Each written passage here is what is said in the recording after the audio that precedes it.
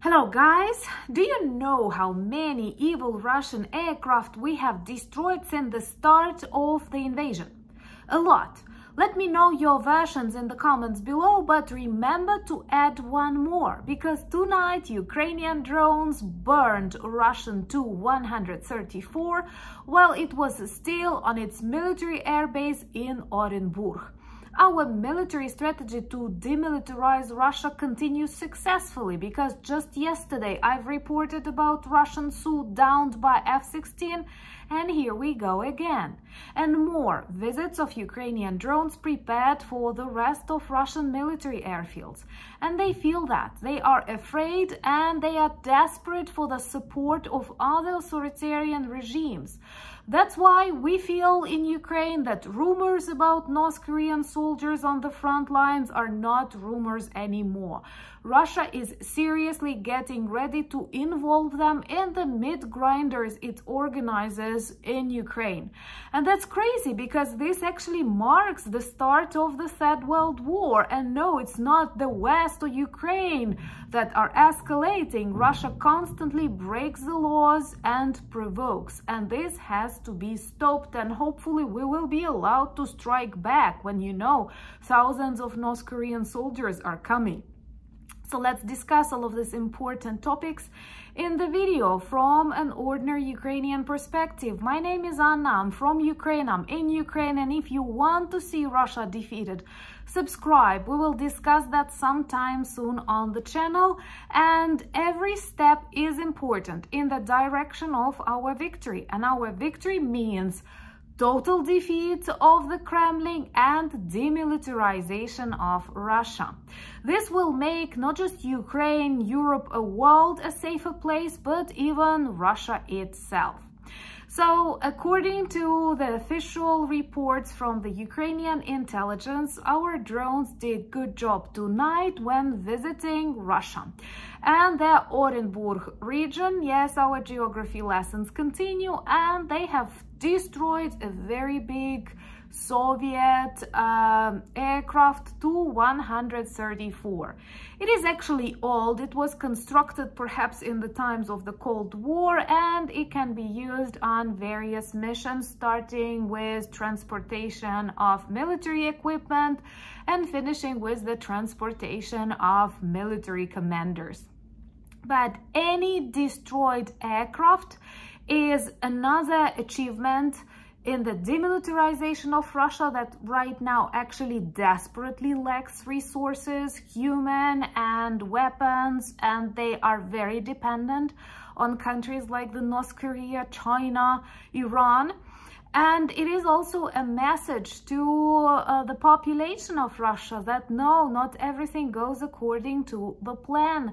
Hundreds of their aircraft destroyed, and the majority of them are old Soviet crap, or was old Soviet crap. Anyway, unfortunately, this old Soviet crap is still capable of targeting Ukrainian cities, and the only way to safeguard us and save Ukrainian lives is to send more of drones and missiles to neutralize these instruments of war. And I'm really glad that just yesterday we have spoken about Su-34 neutralized by F-16, and right now we have minus TU-134. Fires occur all over Russia.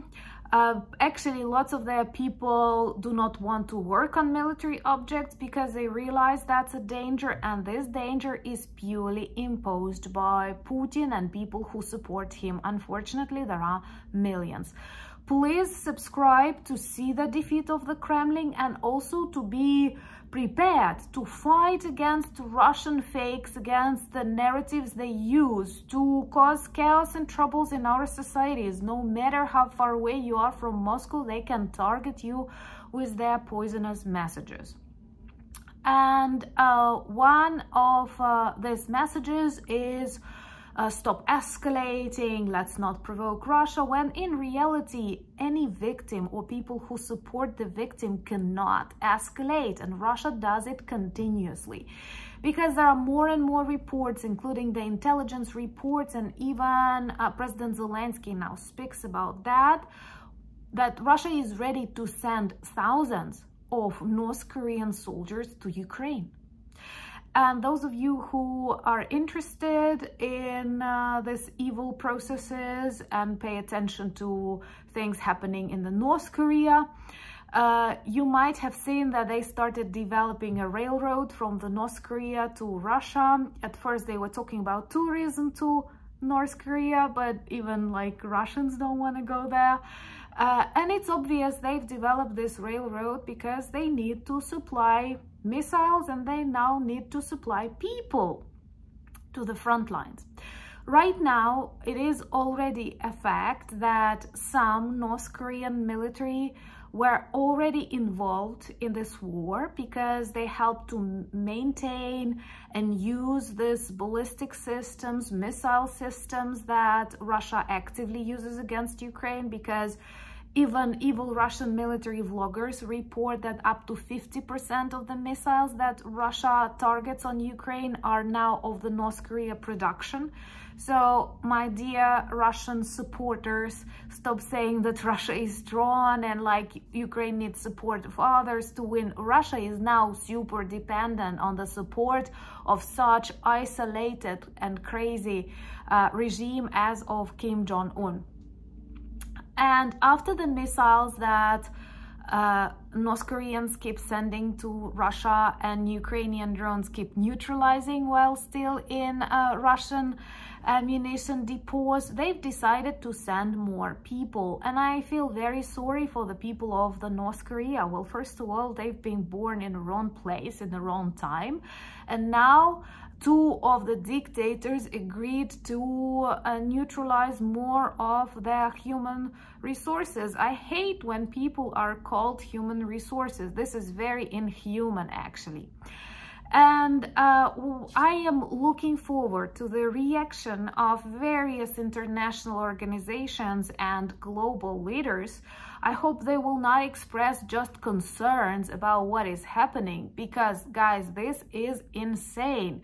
If North Korea sends its people to the front lines in Ukraine, then tell me, please, why isn't that the world war? We will have officially two countries at war with Ukraine.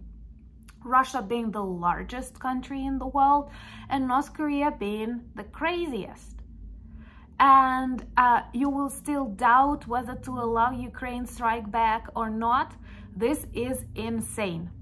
Let me know, what do you think about this situation, and will actually the involvement of North Korean soldiers in the war of Ukraine, I mean as infantry for example, change the attitude of global democratic leaders towards the strengths and determinations in the support?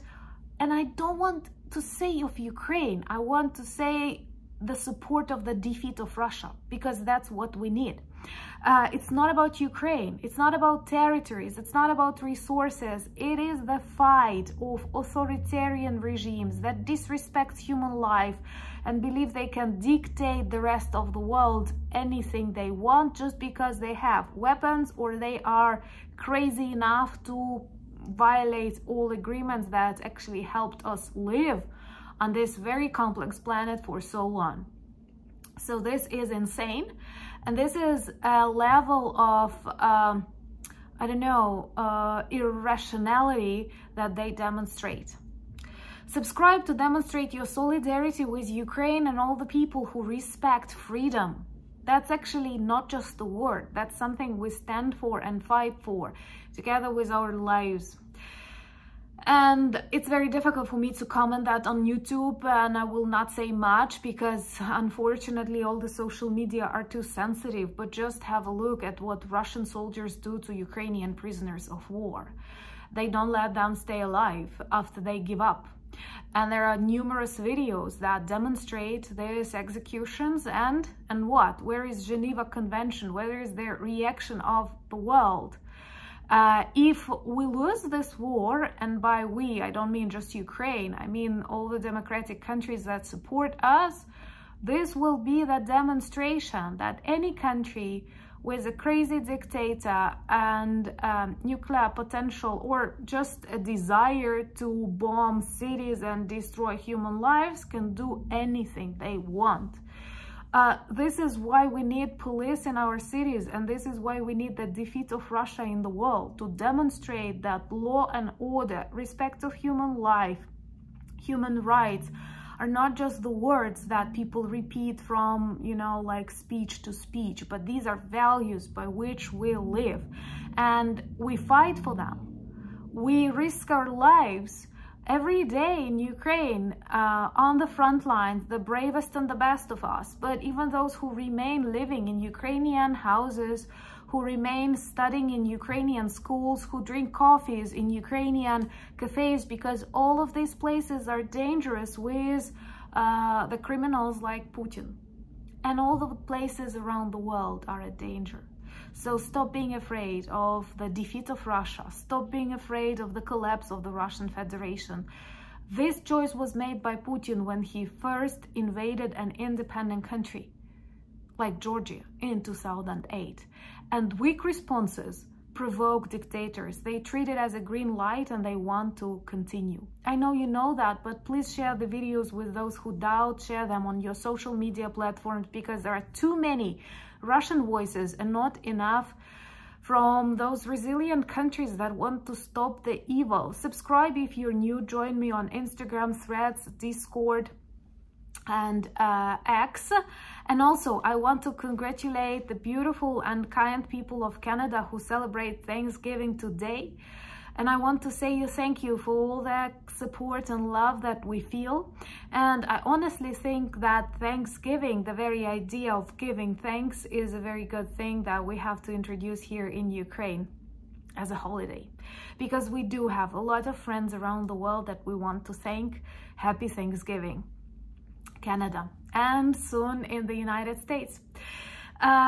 Thank you so much once again for buying me coffees, becoming my patrons and sponsors of the channel. Check our merch shop. All the links that you need are in the description of this video. But most importantly, thank you for standing with Ukraine. Slava Ukraini!